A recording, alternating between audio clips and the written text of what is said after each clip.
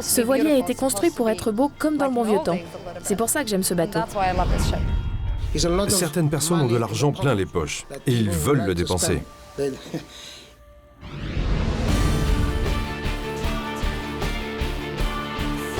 Le Savarona, c'est une page d'histoire à lui tout seul.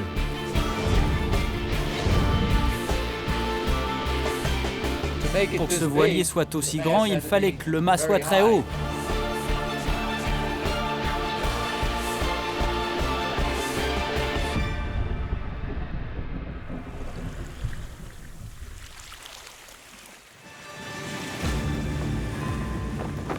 Voici l'histoire d'une croisière impossible. L'histoire aussi d'un rêve inavouable, celui de naviguer sur les bateaux les plus luxueux du monde. N'emportez rien avec vous car, à bord, il vous suffira de claquer des doigts pour que vos désirs soient des réalités.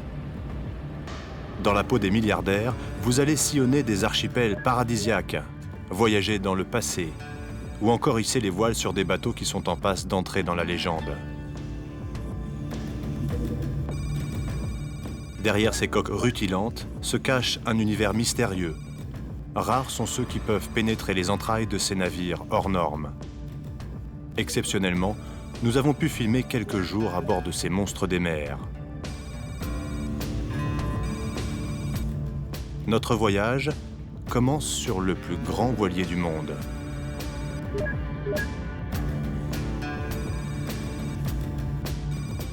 Le Royal Clipper.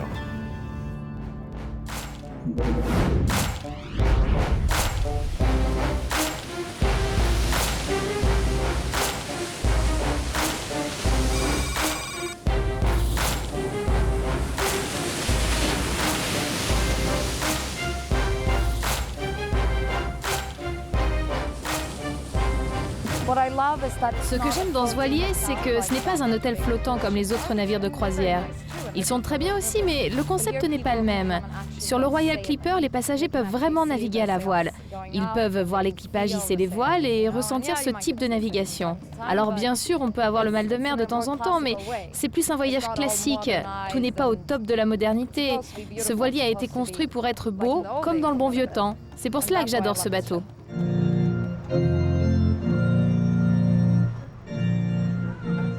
Nous sommes quelque part au large des côtes croates.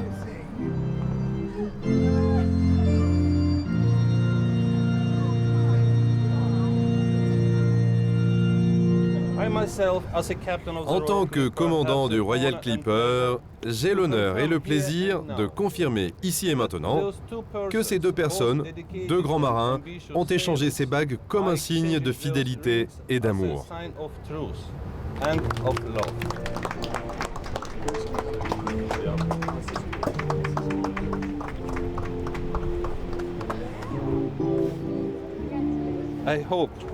Et j'espère que vous reviendrez chaque année à la même date pour célébrer votre mariage. Gratuitement? Pour célébrer, je dis. Trêve de plaisanterie, capitaine Sergueï. Certes, le champagne coule à flot, mais il est presque 6 heures du soir. Les passagers du plus grand voilier du monde attendent la manœuvre. Progressivement, une douce musique d'ambiance monte. La grande aventure va commencer. Ok, on envoie. Ça souffle bien, hein? On va pouvoir naviguer.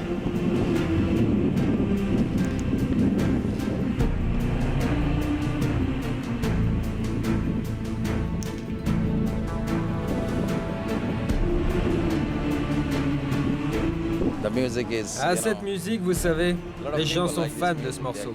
Ils adorent aussi les voiles, bien sûr. 5000 mètres carrés de toile sont déployés. En quelques minutes, nous sommes plongés dans un véritable voyage dans le temps.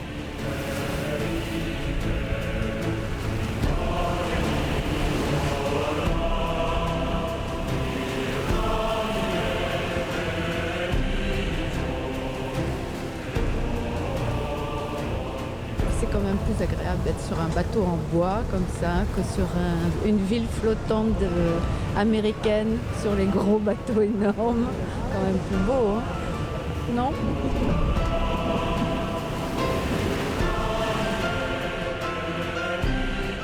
En chair de poule. Liberté, c'est génial. Le calme.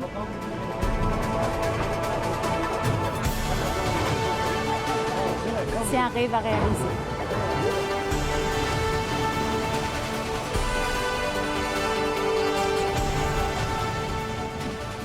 À la passerelle du Royal Clipper, le gigantesque 5 mâts, le capitaine Sergueï a quitté son uniforme de cérémonie pour une tenue un peu plus confortable. Le plus beau moment de la journée, c'est bien sûr lorsque nous levons l'ancre. Nous hissons les voiles avec cette musique, le soleil descend à l'horizon. Quand vous êtes sur le pont extérieur, vous vous sentez vraiment très proche de Mère Nature. C'est un sentiment très profond. Moi, j'ai des certificats de navigation internationaux. Je pourrais commander n'importe quel cargo. Pour moi, cela ne pose aucun problème. La première raison pour laquelle je suis à bord, c'est que j'aime naviguer à la voile.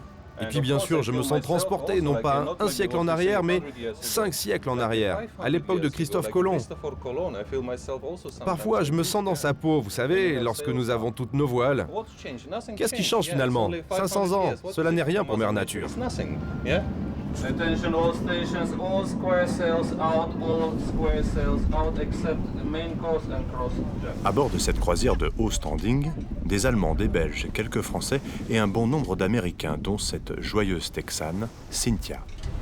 On attend que toutes les voiles soient hissées et que la mer se calme, que tout devienne tranquille. C'est très relaxant. On voit toutes sortes de magnifiques paysages. Et regardez, le soleil a disparu.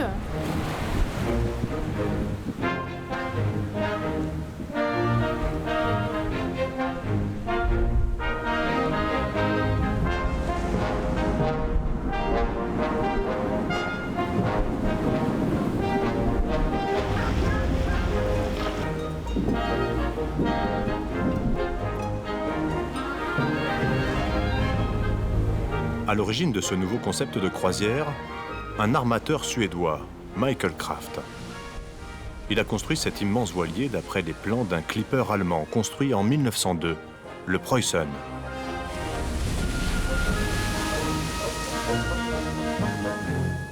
Michael Kraft a toujours été fasciné par la vie de ces marins au long cours. Ces équipages téméraires, franchissant au XIXe siècle le Cap Horn ou le Cap de Bonne-Espérance, contre vents et marées.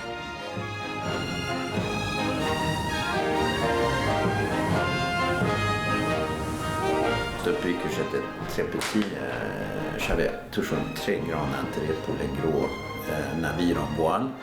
Mon oncle, il était le dernier commandant suédois pour un navire, un 4 mâts commercial qui s'appelait Albatros.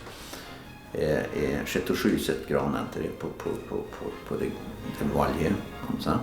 Et évidemment, ça m'a pris énormément de le reconstruire d'une façon nostalgique.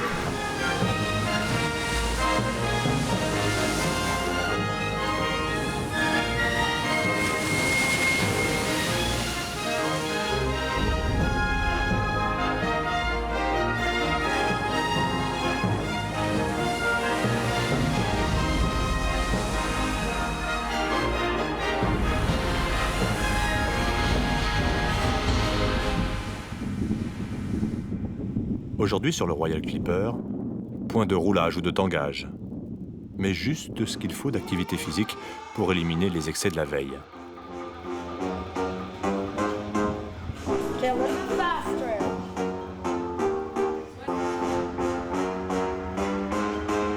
Il faut dire qu'à bord, les tentations sont grandes. Les repas sont gargantuesques. Une armée de serveurs, de cuisiniers et de sommeliers est aux petits soins pour que le moindre de vos désirs soit des ordres. Ils sont ainsi une centaine de membres d'équipage, de la femme de chambre aux mécaniciens, en passant par les masseuses et les professeurs de sport.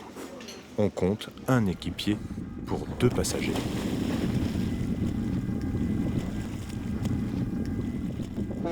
L'aventure du Royal Clipper, c'est 12 jours de croisière de rêve, 12 escales. Après Venise, l'archipel de Kfar, Paul et Cynthia, les Texans du Royal, partent à l'assaut de la vieille cité de Dubrovnik.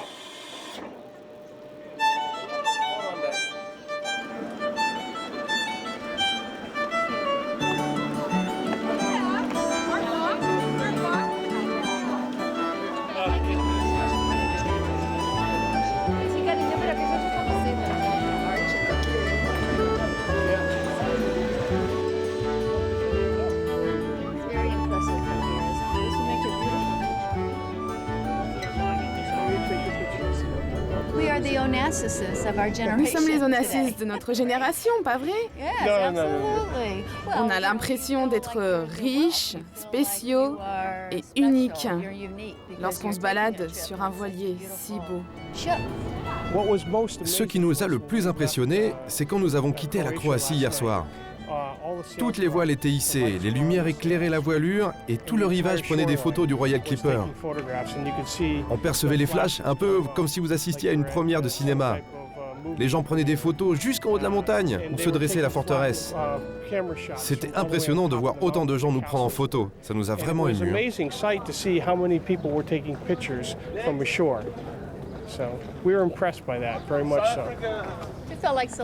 On se sent comme des célébrités. Pas vrai, chérie? Tom et Kate Cruz. Ouais, sauf que moi je ressemble pas vraiment à Tom Cruise. À environ 3 000 € la croisière, les passagers du Royal Clipper ont l'impression de vivre un voyage plein de sensations.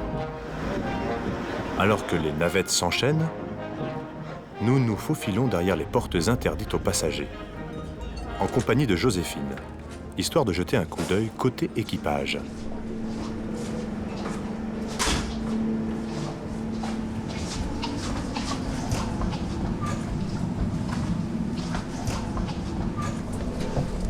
Et voici ma cabine que je partage avec la responsable du spa et l'infirmière. C'est pas immense, mais heureusement, nous avons des emplois du temps très différents. Alors ça va.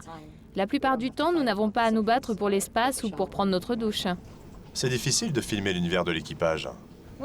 Il faut comprendre que nous vivons sur ce bateau. Et quand nous sommes côté passagers, il faut faire très attention à notre manière de nous comporter. Il faut juste obéir aux règles du bord, c'est tout. De ce côté-ci, lorsqu'on est à la cantine, c'est notre temps libre. C'est un peu comme vous, lorsque vous rentrez chez vous, vous retrouvez votre famille. Eh bien nous, lorsqu'on rentre à la maison, c'est pour retrouver notre cabine ou la cantine de l'équipage. Alors évidemment, lorsqu'un étranger entre ici, tout le monde se demande ce qui se passe. Est-ce qu'il faut qu'on aille se mettre en uniforme ou des trucs comme ça?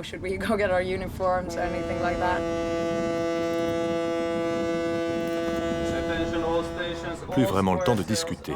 Le capitaine Sergueï sonne le rappel. Il est presque 6 heures. Et toujours cette musique.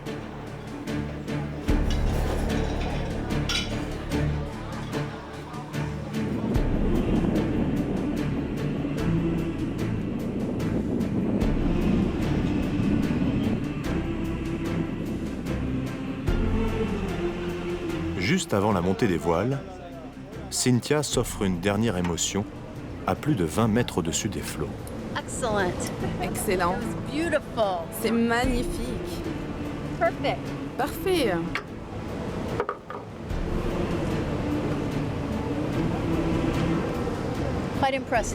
C'est assez impressionnant.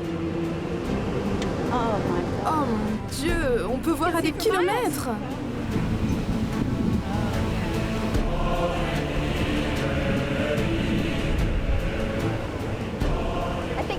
Je crois que c'est une publicité pour une voiture qui dit « Si seulement mes amis pouvaient me voir ».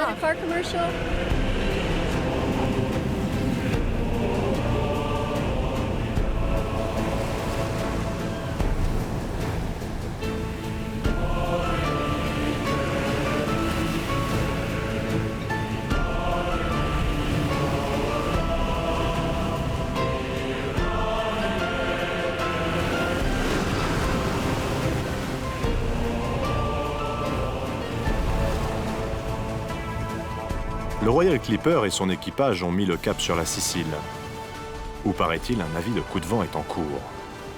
Mais point d'inquiétude, il se dit parmi les passagers qu'un descendant de Christophe Colomb est à la barre.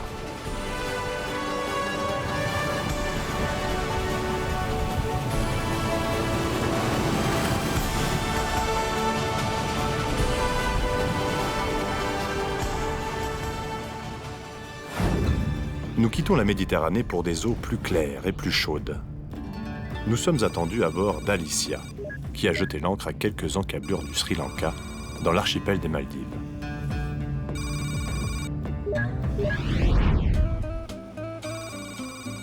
Parmi les propriétaires de grands yachts, il y a ceux qui sont nés avec une cuillère d'argent dans la bouche, et les autres. Il y a 50 ans, cet homme était au volant d'une moissonneuse-batteuse. Aujourd'hui, après avoir fait fortune à Londres dans la pâtisserie, Andrea Liveras est à la tête d'un empire flottant. Il possède les yachts les plus chers du monde, des navires qu'il loue à la semaine pour $1 million, sans les petits détails.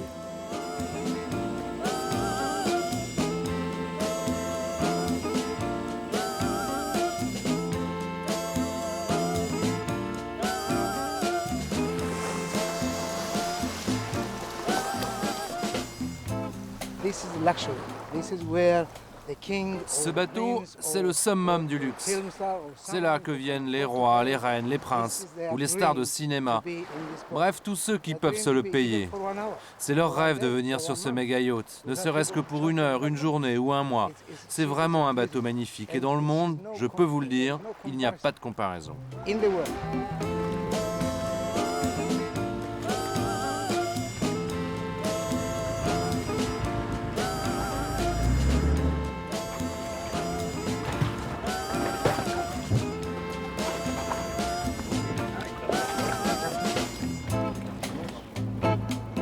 Une fois à bord d'Alicia, c'est presque un rituel.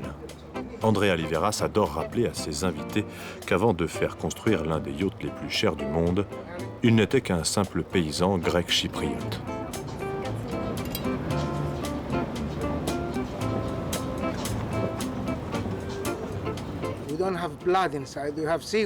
Ce n'est pas du sang qui coule dans nos veines, mais de l'eau de mer. Tous les Grecs aiment la mer et les bateaux. C'est comme un héritage familial. L'endroit où nous préférons vivre, c'est bien sûr le pont d'un navire.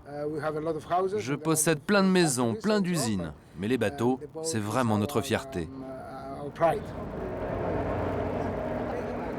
Andrea est venu passer quelques jours sur son yacht. Il est en compagnie de l'une de ses petites filles londoniennes, Natasha, qui pour la première fois découvre l'immense archipel des Maldives. Natasha, c'est aussi le nom du premier bateau d'Andrea. C'était au début des années 80. Les plages sont sauvages, couvertes de sable blanc et la mer est absolument étonnante. Je pense que le meilleur moyen de se balader entre toutes ces îles, c'est de le faire sur un yacht. C'est pour ça que c'est une expérience si unique pour moi. Vous imaginez voyager comme ça en bateau entre les îles? Je ne vois rien de mieux au monde. Encore faut-il avoir les moyens. C'est vrai que les gens qui viennent ici sont plutôt riches.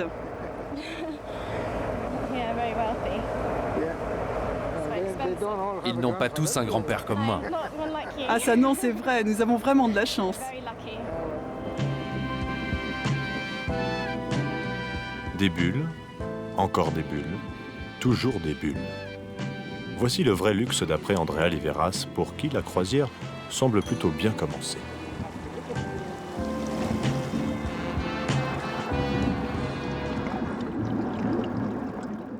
L'histoire d'Alicia commence il y a 5 ans. Nous sommes dans le vacarme d'un chantier grec. À l'époque, Andrea Liveras lance la construction de 2 mini-paquebots identiques, Annelies et Alicia, du nom de ses petites filles. Ce sont 2 navires de 85 mètres de long, armés des tout derniers équipements de sécurité en matière maritime. D'où sans doute ce design un peu sévère. Ces méga-yachts sont uniquement destinés à la location. Il y a plein de gens riches de par le monde. Beaucoup d'Américains qui en ce moment font la fine bouche. Mais il y a les Russes, les Arabes qui ont de l'argent plein les poches et ils veulent le dépenser. Plus les bateaux sont grands et chers, plus les gens veulent les louer. Vivement qu'on termine ces bateaux, que je puisse partir en croisière.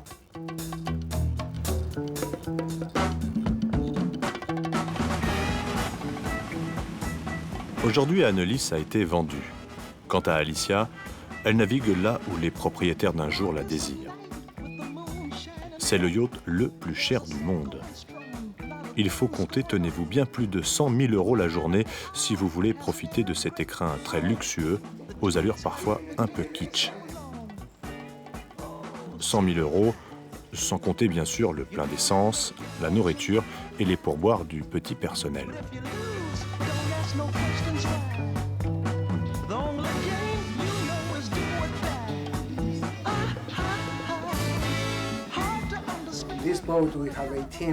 Sur ce bateau, on a 18 chambres.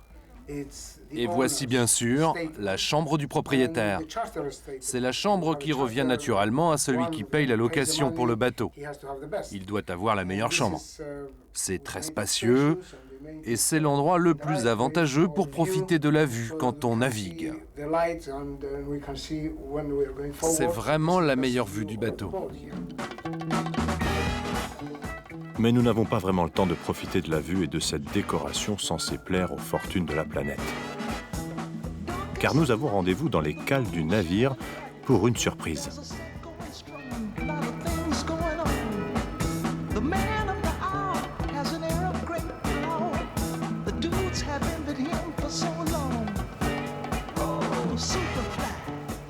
This is the envy of every yacht owner.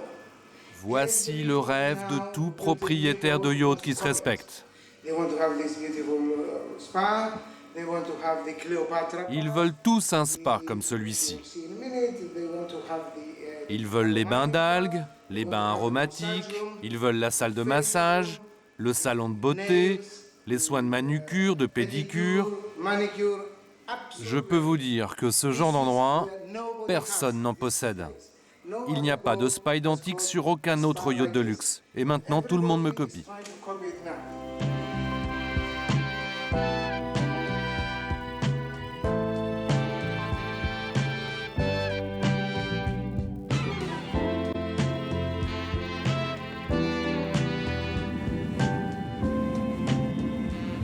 La migration des grands yachts avait l'habitude de passer par les Caraïbes en hiver. Désormais, et M. Liveras en a décidé ainsi, l'océan Indien et les Maldives sont la destination à la mode.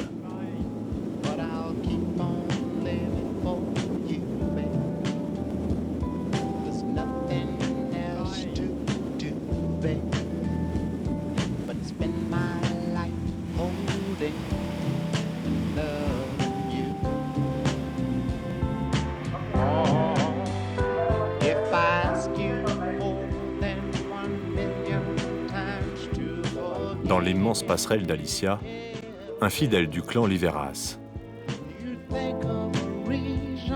le capitaine Nikos. Il n'hésite pas à comparer son système de navigation à celui du Queen Mary.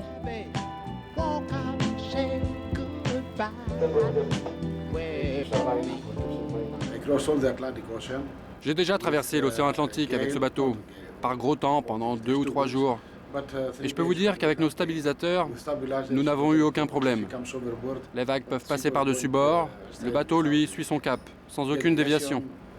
C'est un pilotage agréable. Vous êtes en train de me dire que ce n'est pas qu'un palace flottant, alors? C'est un très bon bateau. Je ne suis jamais inquiet lorsqu'il faut traverser les océans avec ce navire. Direction la plage. Enfin. Ce n'est pas qu'il se sente à l'étroit sur Alicia, mais de temps à autre, Andrea aime faire quelques pas sur la terre ferme.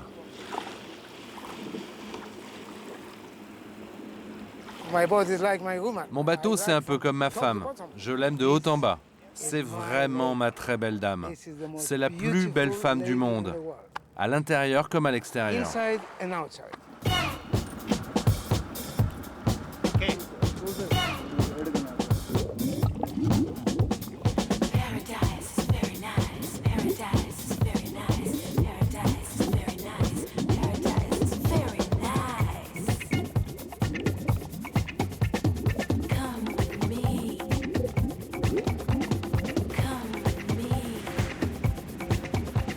Contrairement aux apparences, M. Liveras n'est jamais en vacances. Partout où il jette l'ancre, il n'oublie pas ses affaires. Alicia n'est finalement qu'un deuxième bureau pour lui. Les vraies vacances de l'armateur n'auront duré que quelques heures.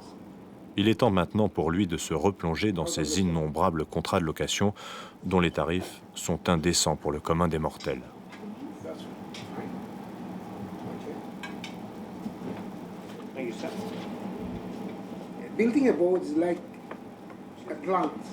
Construire un bateau, c'est un peu comme faire pousser une plante. Moi, j'aime regarder une plante pousser et fleurir. Construire un navire, c'est la même chose. On commence par l'acier, on regarde tout cet acier et on se dit ça va devenir un bateau, ça, et on y arrive. Mais à la fin, la décoration, les petits détails qui doivent aller à l'intérieur, on doit penser à tout ce que le client aimerait ou n'aimerait pas. Nous avons des clients musulmans, des clients chrétiens, et nous devons penser et arranger le bateau pour que cela plaise à tout le monde. C'est bientôt la fin de cette croisière business à bord d'Alicia. Andrea Liveras reçoit une dernière fois les clients des palaces alentours.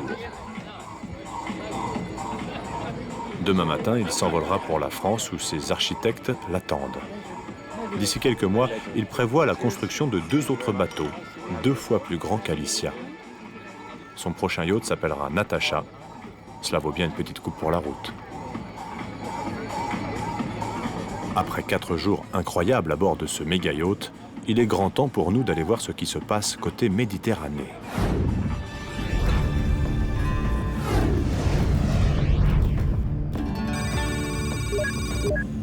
Dans le sud de la Turquie, un vieux navire majestueux s'apprête à larguer les amarres.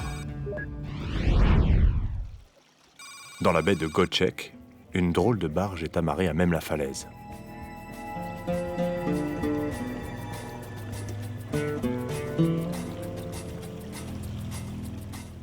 C'est ici que M. Karaman Sadikoğlu passe ses week-ends.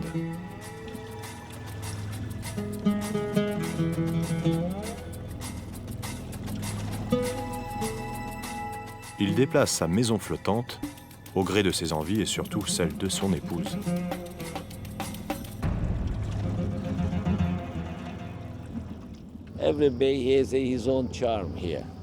Chaque baie ici a un charme différent. Nous adorons la région de Göcek.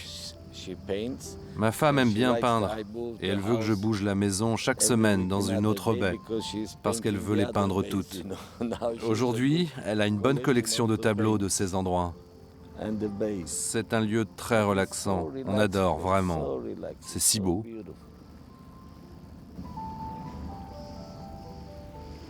Armateur fortuné, M. Karaman est à la tête du plus grand chantier naval d'Istanbul. Il adore tout ce qui flotte. D'ailleurs, sa maison est entourée de jouets en tout genre, dont un de taille, mouillé à quelques centaines de mètres.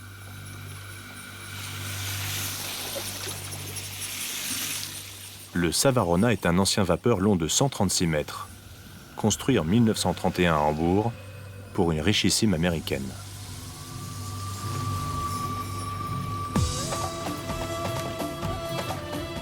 Comme toujours, M. Karaman est un homme pressé.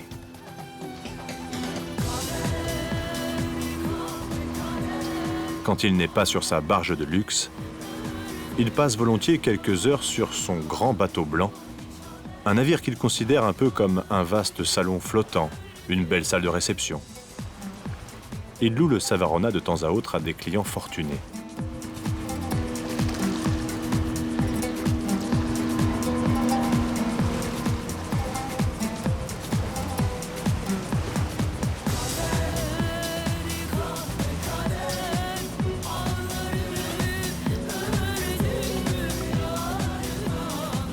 Sur le Savarona, le personnel est déjà au garde à vous.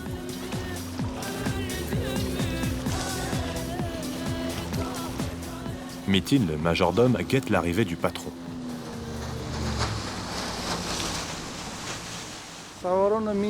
Savarona, c'est le nom d'une espèce de cygne qui vit en Afrique. Et si vous regardez bien la manière dont ce bateau a été dessiné, et si vous l'observez lorsqu'il navigue, vous verrez que c'est un bateau superbe. Quand on se promène autour des îles grecques, quand on longe la côte italienne ou la côte d'Azur, c'est très agréable de naviguer sur un tel navire.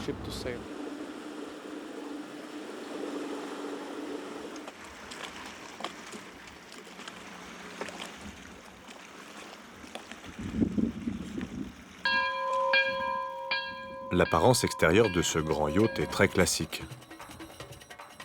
Mais à l'intérieur, c'est un cocon très confortable.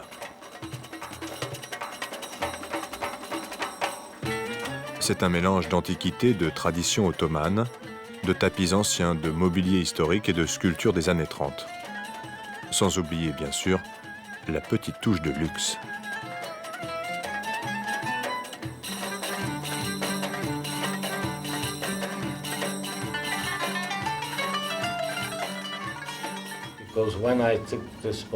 Quand j'ai reçu ce bateau il y a 16 ans de la part du gouvernement turc, il était en très mauvais état, une vraie épave.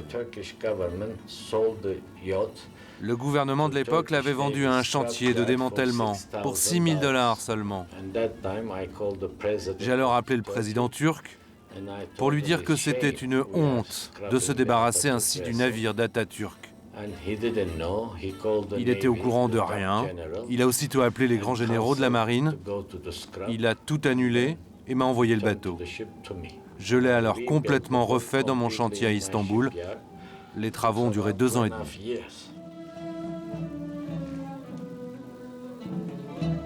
Situé au centre du navire, se cache un petit musée dédié à la mémoire du président Atatürk. Monsieur Karaman, comme beaucoup de ses compatriotes, voue un véritable culte au fondateur de la Turquie moderne, au point même de lui ressembler.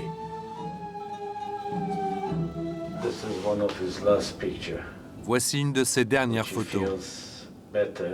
Elle a été prise à un moment où il allait un peu mieux. Et il peut avoir une conversation avec ses généraux sur le Savarona. 4 jours plus tard, ils l'ont transporté jusqu'à ce lit.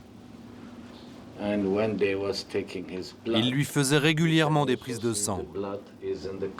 Vous pouvez d'ailleurs voir un peu de sang là sur la couverture du lit. Atatürk a dormi ici pendant une dizaine de jours. À cette époque, le Savarona marchait à la vapeur, ce qui provoquait une petite vibration à bord. Alors ils ont amarré l'un des sous-marins turcs à tribord et ils ont éteint les générateurs du bateau pour ne garder de l'électricité que dans cette chambre. Avant de mourir, Atatürk a dit à son médecin « Je n'ai jamais eu de jouet dans ma vie. Le Savarona est mon seul jouet, s'il vous plaît. Gardez-moi jusqu'au dernier moment sur le bateau. »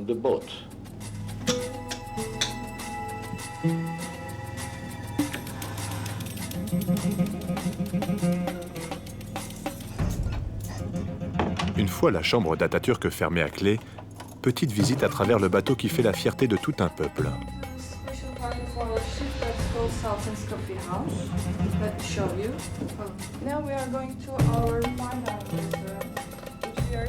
Nous traversons une salle à manger pour dîner diplomatique, un dédale de couloirs et de chambres.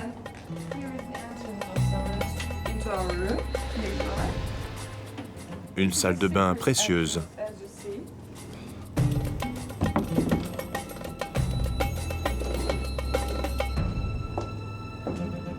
Et puis, dans les anciennes cales du navire, nous faisons une découverte inattendue.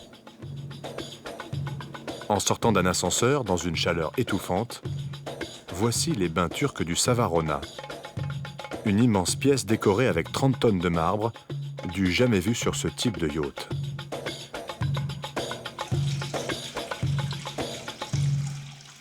Pendant ce temps, 3 étages plus haut, sur le pont arrière, une petite troupe de serveurs est à l'œuvre pour préparer la soirée.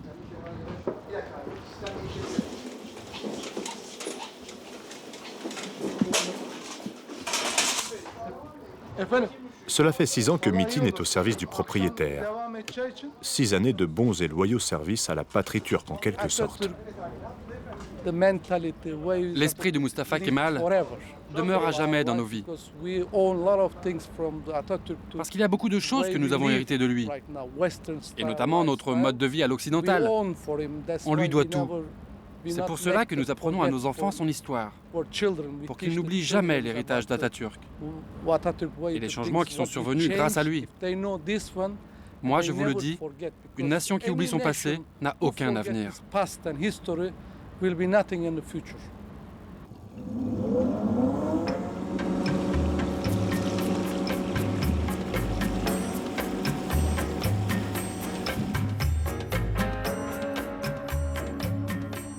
Retour sur la maison flottante des Karaman.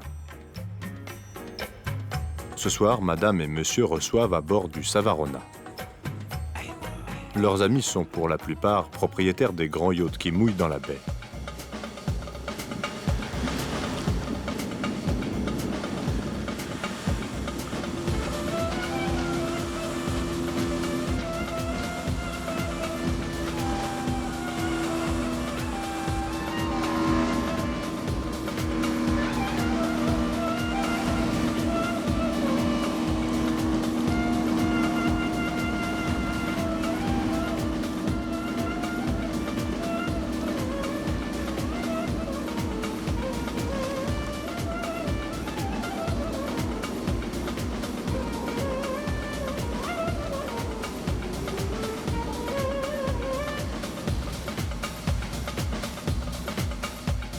Une fois à bord, d'un rapide coup d'œil, Madame Karaman traque le moindre détail qui pourrait nuire à la très bonne réputation du Savarona dans le tout petit univers du yachting de luxe. Ce que j'aime le plus, c'est le moment où nous entrons dans les ports avec ce yacht, et spécialement en Europe. Cela me plaît de voir l'admiration dans les yeux des gens qui regardent le Savarona. Ce bateau est tellement unique que tout le monde l'apprécie.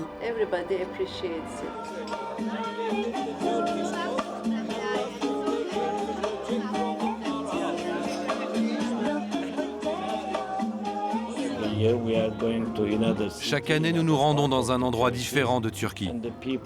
À cette occasion, les gens n'hésitent pas à faire la queue pendant des heures pour venir toucher les meubles de la chambre d'Atatürk. Respirer cette atmosphère si particulière. Ce bateau est vraiment vivant à mes yeux. Vous savez, j'ai construit l'un des plus grands yachts du monde, le Platinum. Maintenant, il s'appelle Dubaï. Eh bien, quand j'étais à bord, ce genre de bateau n'était à mes yeux qu'un simple navire à passagers. Il n'y avait aucune âme. Moi, je suis le propriétaire de ce bateau depuis 15 ans et je n'ai jamais dormi dans la chambre d'Atatürk. Mais qui parle de dormir ce soir? La sono crash des décibels a réveillé toute la baie. La musique, sans doute très occidentale, surprendrait l'honorable Atatürk s'il était encore de ce monde.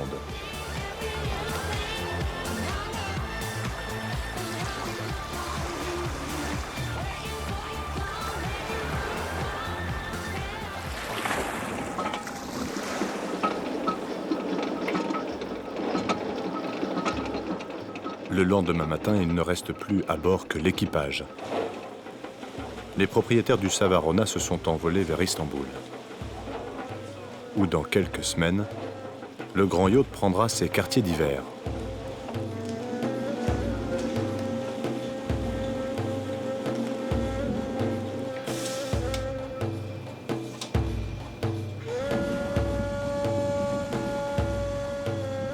Sur le pont supérieur, Metin profite un peu de son temps libre pour prendre des nouvelles de sa fille.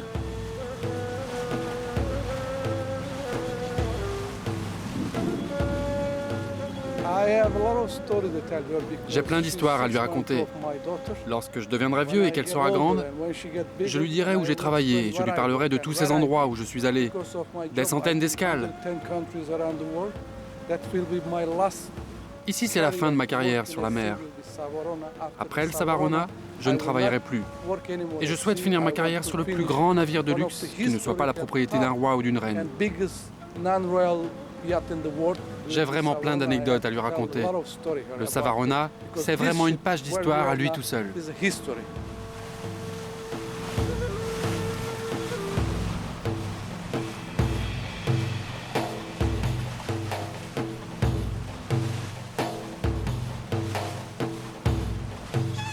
Adieu donc la Turquie et les belles histoires du Savarona, car une dernière croisière d'un tout autre style nous attend, le long des côtes italiennes.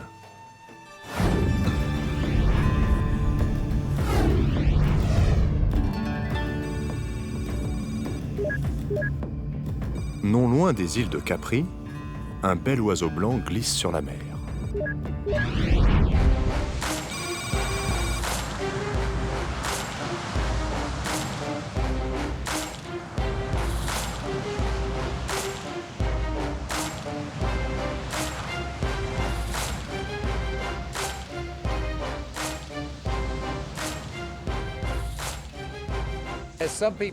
Les gens pensent que j'ai un peu exagéré cette fois-ci, mais depuis que je suis gamin, les seuls bateaux sur lesquels j'ai navigué étaient des sloops, des bateaux avec un seul mât. J'ai toujours adoré les sloops. Tous les voiliers que j'ai construits, Mirabella, Mirabella 3, Mirabella 5, sont tous des sloops. Alors bien sûr, pour que ce voilier soit aussi grand, il fallait que le mât soit très haut. Même le cuisinier du plus grand et plus luxueux voilier du monde fait parfois ses courses au supermarché du coin. David, le chef des cuisines de Mirabella 5, se déplace comme il cuisine, toujours au pas de charge.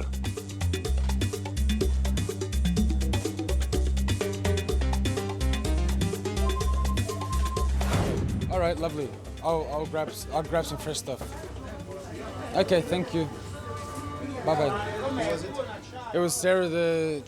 C'était Sarah, l'hôtesse du Mirabella. Elle me dit que Monsieur Vittoria va prendre son déjeuner à bord. Alors maintenant, il va falloir que je trouve 2 ou 3 choses à grignoter parce qu'il va déjeuner dans 3 heures.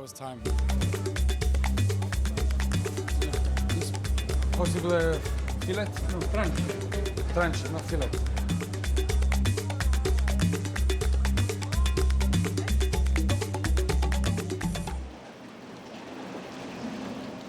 Amarré depuis quelques jours seulement dans le fond de la baie de Naples, un bateau défraye la chronique locale. Son mât est immense. Il mesure 90 mètres de haut. Et sa coque est longue comme un terrain de foot. Sur le port, les Napolitains n'en reviennent toujours pas.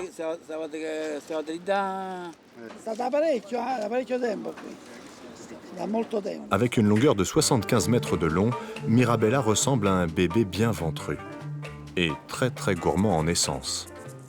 Pas très économique pour un voilier de cette envergure. Il faut donc plus de 30 000 litres de fioul pour remplir ses réservoirs.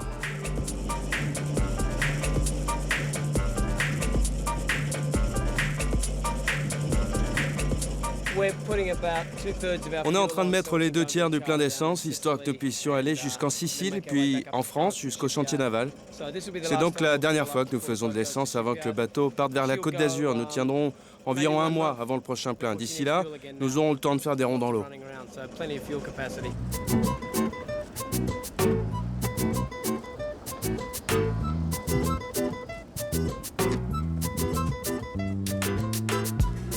En cuisine, pour David, le compte à rebours a commencé. Mr. V, c'est ainsi que l'équipage l'appelle, débarque dans moins de 2 heures. Le capitaine du bateau, un Australien, n'est pas peu fier d'avoir entre les mains un bijou de 60 millions de dollars. En général, il navigue très prudemment. Précisons, souvent au moteur.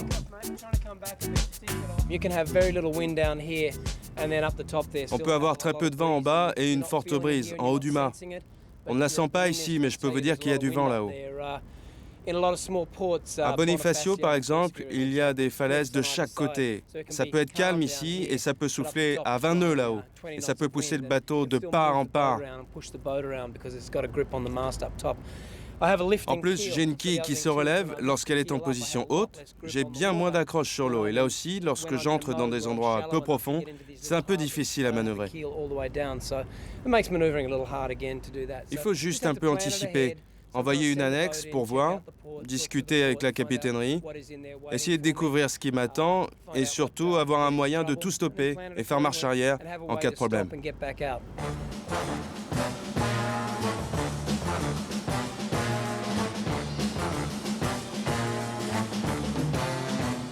Mirabella 5 commence à nous dévoiler ses secrets.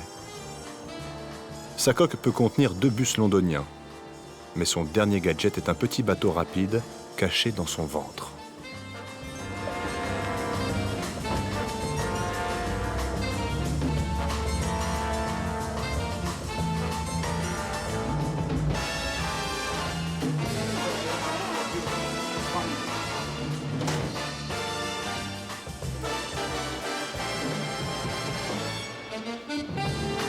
Il est 13h pile, le propriétaire américain, M. Vittoria, rejoint en quelque sorte sa salle à manger.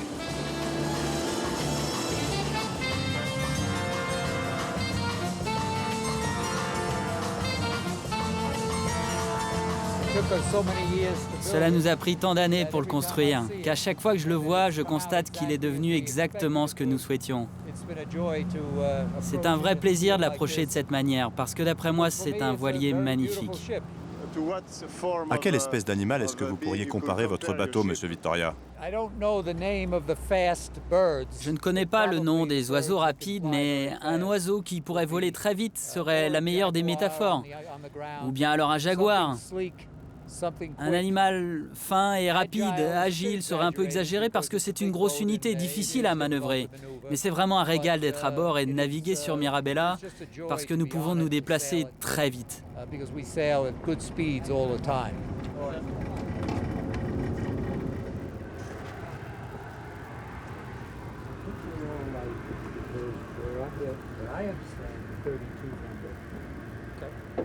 Enfant déjà, Joe Vittoria est un marin avisé. Plus tard, il dirige une célèbre société de location de voitures. Et puis il devient armateur. Et il faut dire qu'en matière de construction de voiliers, Mr. V, vous l'aurez compris, a toujours parié sur la démesure.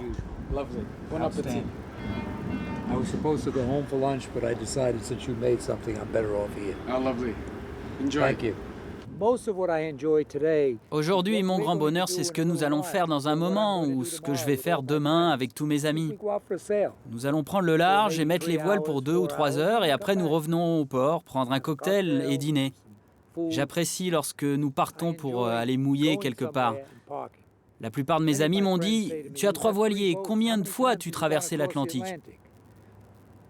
Jamais. Cela ne m'intéresse pas pour 2 raisons. Primo, parce que c'est un peu une pause pour l'équipage. Ils peuvent écouter leur musique, ils peuvent faire ce qu'ils veulent, ils font très attention bien sûr, mais ils sont entre eux. Deuxio, le bateau n'avance qu'au moteur la plupart du temps. Encore un peu de patience avant de mettre les voiles et prendre le large en direction des îles de Capri. Car Madame Vittoria est en vue.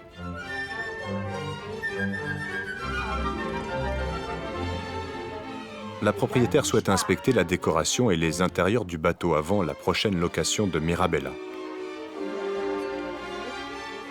C'est elle qui assure toute la gestion de cette petite entreprise flottante.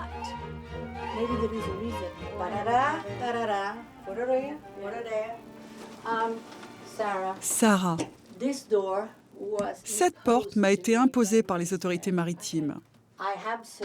Plus que tout au monde, je la déteste. Un jour, je vais la démonter et l'acheter par-dessus bord. Parce qu'il y a ici un magnifique meuble que j'ai dégoté à Londres. C'est une très jolie commode et j'aime la voir. Alors, gardez-moi cette maudite porte fermée afin que je puisse l'admirer. Ce serait un cadeau parfait pour moi. Si c'est unique d'un point de vue extérieur, il faut que cela le soit aussi à l'intérieur. J'ai insisté auprès de mon mari pour que notre bateau ressemble à notre maison. Comme notre maison de Palm Beach, de Greenwich ou de New York. Tout doit ressembler à ma maison. C'était aussi votre choix d'avoir un voilier parce qu'en général, on dit qu'ils sont un peu moins confortables que les yachts à moteur.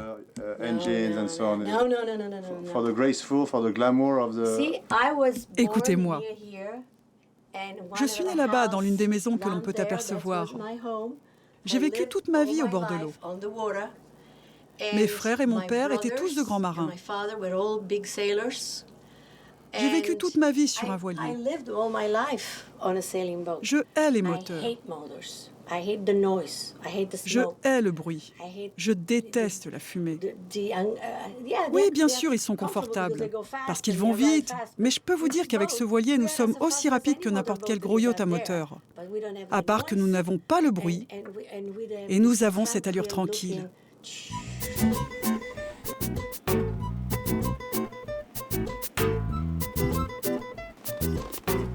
L'instant magique est à portée de main. Mirabella déploie lentement son immense voilure. Près de 3000 mètres carrés de voile. Ce gréement est entièrement automatisé. Quelques équipiers suffisent à actionner les énormes winches. Une brise légère caresse la baie de Naples et déjà nous volons à 12 nœuds. Un vrai miracle quand on sait que ce bel oiseau pèse plus de 300 tonnes. À quoi ressemble la vie si vous ne prenez pas de risques? Je n'essaie pas d'escalader l'Everest ou de sauter d'un avion, mais ce que j'aime, c'est créer quelque chose en me donnant un objectif. Franchement, dans les années 80, mon but, c'était de construire les plus grands voiliers. Et c'est ce que j'ai fait, mais je pense que maintenant j'en ai construit des assez grands. Et comme je vous le disais plus tôt, je vais mettre ce bateau en vente. Je l'ai créé, construit, j'ai navigué dessus et j'ai pris beaucoup de plaisir à bord. Maintenant, quelqu'un d'autre peut en profiter. Ça, c'est l'accord que j'ai avec ma femme. Si nous arrivons à vendre Mirabella, je pourrais penser à autre chose.